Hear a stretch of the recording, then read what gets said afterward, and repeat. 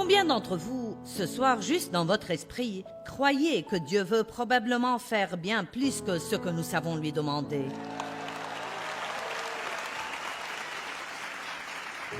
Si Dieu veut le faire, il le fera. Non. Dieu est souverain, il peut faire tout ce qu'il veut. Mais son mode de fonctionnement normal est que quelqu'un doit prier et ensuite Dieu travaille. Il peut faire tout ce qu'il veut, il est souverain et de temps en temps il agit autrement. Mais je crois que si je suis dans le ministère aujourd'hui, c'est parce que quelqu'un a prié pour moi pour certaines des choses que je vivais chaque jour quand j'étais enfant. Je ne sais pas qui c'était, j'avais un grand-père qui était un peu gros et il s'asseyait tout le temps dans sa chaise à bascule et lisait sa Bible. C'est une des choses dont je me rappelle au sujet de grand-père Watson. Il se balançait et priait, se balançait et priait, se balançait et priait. Et je suis sûre qu'il priait pour moi. Il y a des protections spirituelles qui sont données par les autres. Et je crois cela de tout mon cœur. Si Dieu n'avait pas eu des gens qui priaient pour moi, je ne pense pas que je serais encore en vie. Car je sais que le diable déteste à 100% quiconque parmi nous partage la parole de Dieu. Quand je suis à la télévision chaque jour, devant des millions de gens, je veux dire, je sais que le diable déteste ça. Il le méprise vraiment. Et il y a des gens qui prient pour moi, dont certains que je ne connaîtrai jamais. Mais la prière est absolument étonnante. Elle fait beaucoup plus qu'on ne le pense. Et une des raisons pour laquelle le diable essaye de dire à tout le monde que ça ne sert à rien, vous savez, juste, quand vous priez, vous pouvez bien ne pas ressentir grand-chose en le faisant, mais vous priez par la foi et vous croyez que Dieu vous entend. Et puis, ensuite, vous croyez une chose et une chose seulement, et c'est Dieu est en train de travailler. En train de travailler. Je me moque de ce qu'il y paraît, de ce qu'on ressent et de ce que je vois. Dieu est en train de travailler. J'ai prié avec foi. Il dit qu'il m'entend et Dieu est en train de travailler. Pouvez-vous dire cela maintenant? Dieu est en train de travailler. C'est l'autre chose dont je veux être sûr que vous partirez avec ce soir. Je vais demander et Dieu est en train de travailler. Combien d'entre vous savez combien c'est enthousiasmant et stimulant pour votre foi quand vous voyez une réponse claire à votre prière. Et vous savez que c'est Dieu. Et donc, je suis engagée à prier et je suis sûre que c'est aussi le cas de beaucoup d'entre vous. Et je veux être certaine que je le fais d'une manière qui va, tout au moins pour ma part et pour ce que je peux faire, va obtenir des réponses et que je ne suis pas en train de bloquer ou d'empêcher Dieu d'agir d'une certaine manière. La prière est tellement importante pour notre vie et notre marche avec Dieu. J'étudie la prière ou je lis un livre sur le sujet, probablement au moins 4 fois par an.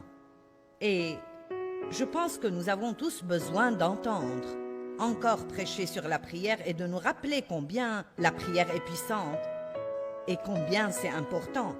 Vous savez, prier veut simplement dire demander. Avec Dieu, nous ne devrions jamais déduire ni présumer, parce qu'en fait, c'est assez mal élevé. Nous devrions juste demander. Je ne pense pas que la prière doive être compliquée. Je ne pense pas que ce soit quelque chose de difficile ou de dur ou que nous devrions être effrayés. Je pense qu'en fin de compte, vous pouvez commencer par, avoir un temps de prière chaque matin. Mais j'aime voir la prière plus comme respirer quand vous priez toute la journée. Vous en arrivez à dépendre de Dieu au point que vous savez qu'il vous faut vous appuyer sur lui tout le temps. Nous savons tous que Satan va faire tout ce qu'il peut pour nous empêcher de prier.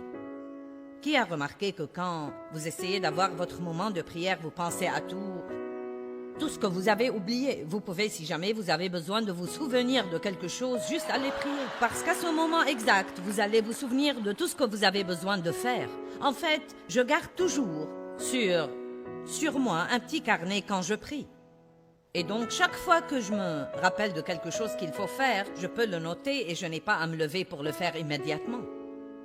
Satan adore aussi nous déranger. Il aime nous énerver. Donc, au moment où nous essayons d'être dans la présence de Dieu, nous finissons par nous inquiéter et nous plaindre, au lieu de prier des prières qui sont vraiment productives pour le royaume de Dieu. Donc, Ça va si je fais juste 2 enseignements sur la prière afin de nous encourager et de nous donner à tous envie de le faire. Donc,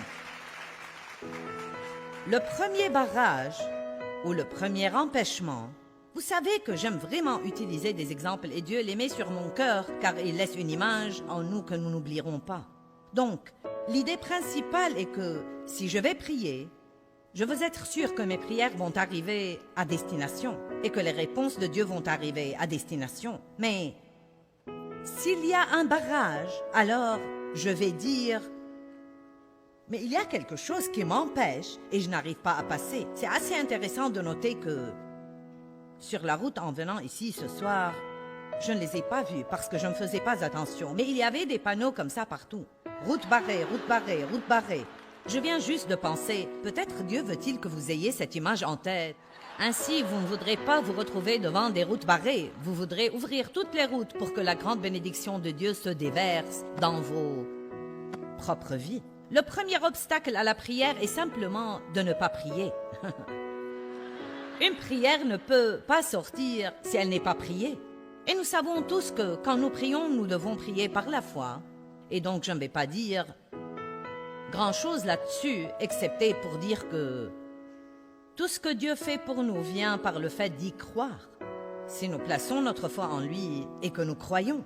Donc, le fait de demander est le signe de cette dépendance envers Dieu. Mais juste avant, Jésus est venu au jardin de Gethsémani, où il savait que pour lui, les choses se terminaient. Il a dit, vers la fin des choses, retranscrites dans le livre de Jean, dont je pense qu'elles sont peut-être parmi les plus importantes qu'il voulait nous laisser. Par exemple, une de ces choses qu'il a dites en Jean 14 était « Je vous laisse ma paix, je vous donne ma paix. Je ne donne pas comme le monde donne. » Et pour moi, j'ai appris que cette paix est une des choses les plus importantes dans votre vie. La vie ne vaut pas la peine d'être vécue si nous ne pouvons pas être paisibles. Et pour être paisible, si vous voulez vous entendre avec les gens, il va falloir y travailler.